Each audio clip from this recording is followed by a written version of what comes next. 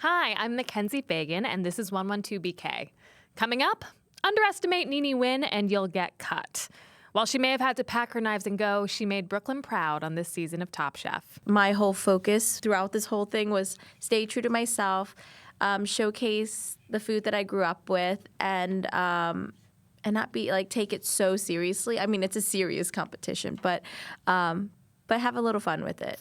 And then Nene dominated in the kitchen, but her front of house skills were her downfall during restaurant wars. We'll get some tips for restaurant goers from a 20-year front of house veteran. Give me a chance to fix it. Right. We're here in the business of trying to make you happy. We're all imperfect. I'm human. The chef is human. The cooks are human. If you tell me within a good timely frame, the chef will make you whatever else.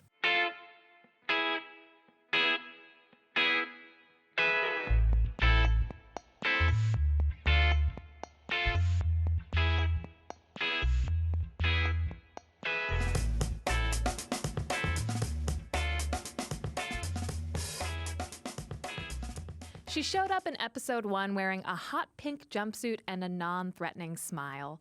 And then she proceeded to murder the competition.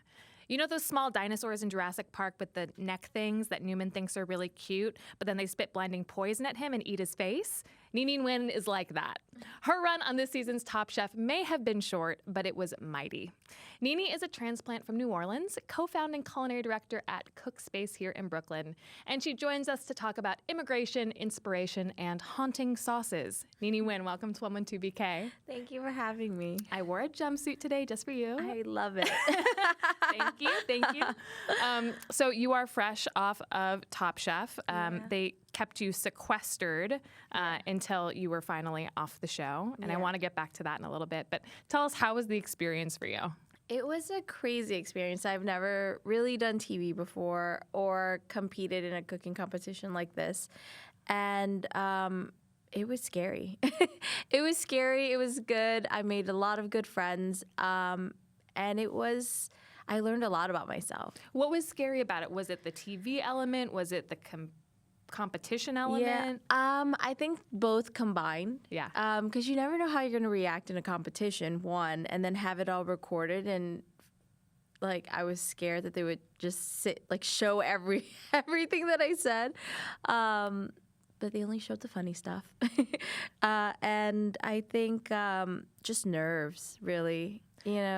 It was very intimidating coming into the competition. I mean, the competitions on Top Chef, the challenges, I guess, seem to me so artificial. Maybe not as artificial as a show like Chopped, where it's you've got condensed milk and caviar, make a dish. Yeah. But is it actually, do you face similar challenges when you are in a professional kitchen? I wish that it was more defined, like Chopped, where it's you have to use these ingredients. Sometimes they're just make whatever you want. And it's what do you make at that point? I'm so indecisive, and so it was... Make a dish that defines yourself. Yeah, and it's way deeper than, cook what's in the basket.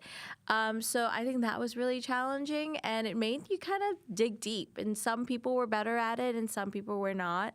And my whole focus throughout this whole thing was stay true to myself, showcase the food that I grew up with, and not be take it so seriously. I mean, it's a serious competition, but have a little fun with it. And it turned out that you were quite good at it. Yeah. So the first couple episodes, there's a quick fire challenge, and then there's an elimination challenge for the Top Chef uninitiated. Yeah. And you won 2 elimination challenges in a row. Yeah. Were you surprised by that? Did you surprise yourself? I was so shocked. I was I know that I did well, especially on the second one with pastries, but I didn't think that they were going to let me win twice. And then when they said it, I was I didn't think that was going to happen. I feel editing, they're always why is she never excited when she wins? Because I'm is this real?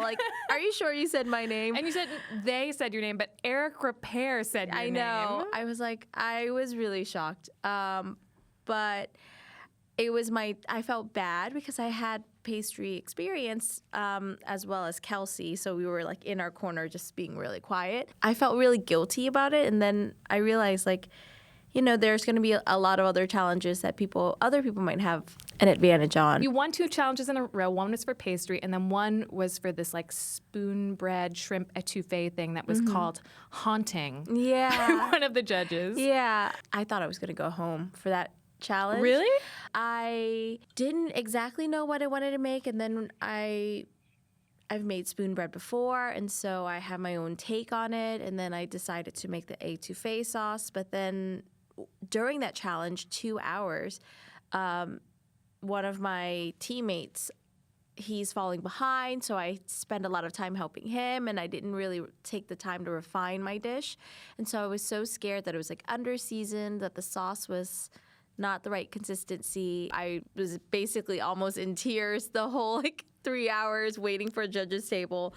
And then when they said my name, that's why I cried. I was like, what? You were I'm not so going home. surprised. I was for sure, because the other team was so confident. You could not tell that they had issues, and apparently they did.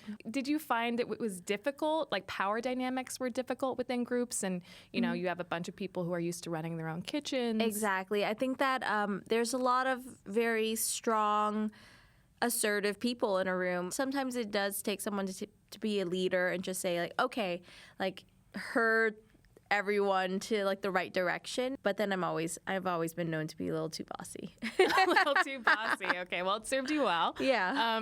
So you won these 2 challenges, and then Restaurant Wars. Yeah. For people who haven't seen Top Chef, can you explain what Restaurant Wars is and what was surprising about it this season? So Restaurant Wars is a challenge. Usually you have about 2 days to make a complete restaurant, from design to service to menu and prep. And for this year, they decided instead of having 2 restaurants to have 3, and way early on. Normally, you would see it on maybe episode 8. Right, and because it's 2 teams of 4. Exactly. Yeah. So it's like top 8 make a restaurant. And so at that time, normally on other seasons, people will kind of know each other, know their strengths, know their weaknesses. And here, it's maybe realistically maybe a week and a half into knowing these people that we have to make a restaurant together. And it kicked my butt. So traditionally, there's sort of like 2 positions that can either make or break the team. Yeah. The head chef and front of house. Yes. And those are the people who often get sent home if something Yes. goes wrong. Exactly. And you volunteered for Yeah. front of house. Can Yeah. you tell me why you did that? I actually started in the front of house. In college, I've worked every different station there was to front of house, and I just fell in love with the industry. And that's why I took the leap and went to the back of house, because I loved food. I loved giving it to people. And I've served so many, like in so many different ways, and bartended. And so I felt like I was qualified out of the team. I mean, there were some people who were as executive chefs and have restaurants and opened restaurants, but I felt like with my demeanor and everything that I would have been really suitable for the front of house. And did you feel like you were taking a risk or taking one for the team? Yeah, but I feel like I am like very much a team player, and sometimes I forget that it's a competition still. Yeah. So walk us through what happened. So I did all of my prep, and then I had 3 hours to get the dining room and the train the servers. And for front of house, for people who may not know, is like servers, maitre d', anything that like people that guests interact with. Yes, in the dining room. Yes. My restaurant was not even a restaurant whenever we walked in, so trying to get the dining room set, trying to find my tables, and then getting the servers trained in 3 hours was a push. And it seemed like everybody had problems with the servers.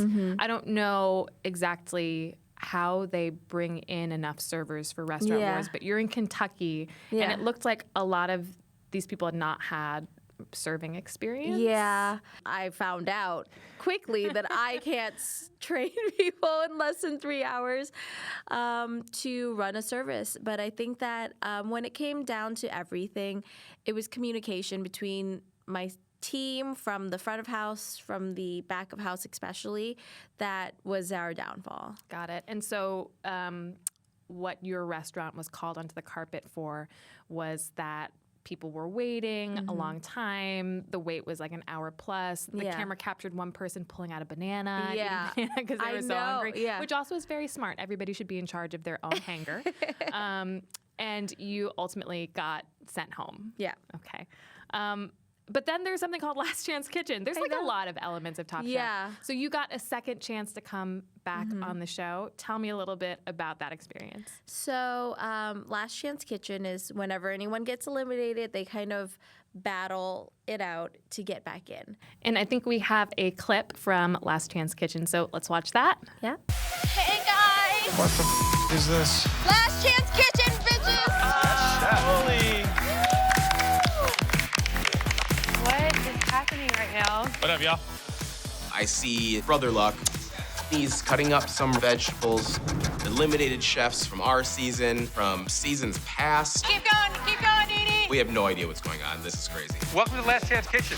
Okay, so in this clip, you have all of the remaining contestants come on, and they are helping to sous chef, either for you or for Brother. Yes. What was that like? They were clearly surprised. Yeah. Trying to give everyone a task and figure out and make sure everything tastes good in less than an hour for 3 courses is a push. Tell me a little bit about your background. So you're first generation Vietnamese American. Yes. And how did you find your way to cooking? My family, I feel like a lot of families, they love to cook. And as a kid, I would always go to the farmer's market with my grandmother on like Saturday mornings.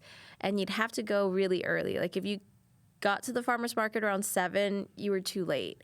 And this was before like farmers markets were cool, and we would go shopping and make us like a fancy dish, and we pretty much ate Vietnamese food growing up until like I was like 8, and I would cook with her, and it was just so satisfying. She would always tell everyone that I made it, even though I was probably like 6, and I don't know. I just fell in love with it. And I always knew that I loved food, but it wasn't until I was about to graduate college that I decided to like take the leap. And New Orleans has a big Vietnamese population, right? I think maybe first or second, along with the San Francisco Bay Area, which is where I grew up. Yeah, I think Seattle, it's maybe like third. But I think Houston has a lot of Vietnamese people now, too. Yeah. And so you sort of meld the flavors of New Orleans with the flavors of Vietnam. And your brother as well was a cook, right? Yes. My brother decided to be a chef. And sometimes I feel like, not to take credit, but he kind of followed into my steps. Because we would watch, like, Food Network as a kid and as kids, and we would play like Iron Chef. And Iron Chef Japan or Iron Chef America? It was Japan, and so we would obviously the better one. Yeah, I think that was the only one that was on when we were kids, and so then we would always play as if we were Iron Chef, and I was always the chef, and he was always the sous, and so it was kind of our life, and my brother's what inspired me to really do this, because a couple of years back, Top Chef wanted to cast me, and I couldn't do it because my brother was terminally ill, and he ended up passing away, but he really wanted me to leave and go and do it because he was scared I wasn't going to have the opportunity. And so I'm very happy that I got the opportunity now, and I did it pretty much for him, because I was like, I don't know if I want to be on TV and cooking in front of the nation and messing up and stuff. But I'll bet he would be really proud of you. Yeah, I hope so. Well, you mentioned, talk to us a little bit about like what life is like when you are a contestant on this show. You said that you're, sequestered. Yeah. And you don't really know what's going on in the outside world. Everything is mediated through producers. Exactly. What was that like? There's pros and cons. We didn't have our cell phones. We didn't have anything for entertainment, so we had no choice but to make friends in the house, which I'm so grateful for. I think if it was just a competition and everyone was just doing their thing and it would have never been the same experience. You're under all of these like stressful circumstances that any minute that you have, you might not want to use it to do other things and try to relax as much as you can in between. What do you do once you're no longer in competition, but you're in sort of like the holding chamber for the next few months? Did you get like really good at boggle, or like what did you do with your time? You find hobbies. You what did I do? I got to explore a lot, and we had a lot of fun. We would watch movies, go to theme parks. It was kind of a vacation, so it was a hard sell being on that side and being like, do you want to go in Last Chance Kitchen and go back into that very stressful thing that you might win a lot of money for? Right. And but all in all, it was a great experience to experience both. So one thing I'm curious about, when you were on Last Chance Kitchen, Tom Colicchio, the head judge, he sort of identified that maybe a lack of assertiveness was what was your downfall when you were managing front of house. I wish that you could see the other sides of restaurant wars, because I felt like I was very assertive, but I introduced myself to the staff. I learned everyone's name, and at the end of the service, everyone like knew me, and I felt like they would want to work for me, because if I walked in the dining room and I had something dirty in my hand, someone would grab it because they knew that that wasn't my job, that they weren't doing their job if I'm doing it. And it's sad, because like I feel like that's the way I manage people, and I feel like that is the best way to retain employees, is to show everyone respect and to be able to do everything and never ask anyone to do a job that you wouldn't do yourself. And I wish that is shown a lot more on the show, because I think that that's really the dynamic that has been changing with more women in power in restaurants. And so I feel like I've always kind of taken care of my cooks, and if I ever needed anything, I could call them now, even if they're working at another place, and they would help me. And that's something that when you're yelling at people, you don't necessarily foster. And so sometimes it's like I wanted to call like bullshit on the show and just be like, I am very assertive. And so I took that personally, because I even told Tom, I was like, I've never been told that I wasn't assertive enough. And so to hear that, it was a shock. So, I mean, I think that's a great lesson, though, that you can be assertive and you can be a goddamn boss, while still also listening to people and having empathy and being kind. Yeah. And, you know, especially here in New York, a lot of people who work the line or, you know, who work on the floor are immigrants. And you yourself come from, you know, that background. Your parents are both immigrants. Can you tell me a little bit in this moment of anti-immigrant sentiment about what you're trying to accomplish with the type of food that you're putting out there? Yeah, so my parents came here in the 70s. They were kids, and they were refugees. It was after the Vietnam War, and my family moved to New Orleans, where my uncles made crab traps. My grandmother shucked oysters, and so it was very seafood centric. That like where my family worked, and I think that's probably where the start of my love for food is. You'll see something that's kind of like a banh mi or pho on the menu, and I think that it's a beautiful thing. New Orleans is really a melting pot with so many different cultures, and to introduce a new one, it's like, this is kind of my story. I am a product of what happens when people come together. I think that's such a good point, too, that New Orleans cuisine is a pastiche of all of these different cultures that have landed there by choice or not over centuries, and that it's evolving and growing and richer for immigrant populations. Yeah. I think I'm very fortunate to have come from a place that's so welcoming, and they embrace just everything. And so shout out to New Orleans. Who dat? My eggs, who dat? Who dat indeed. Well, Nini Nguyen, thank you so much for coming on the show. It was a real pleasure to talk to you. Thank you.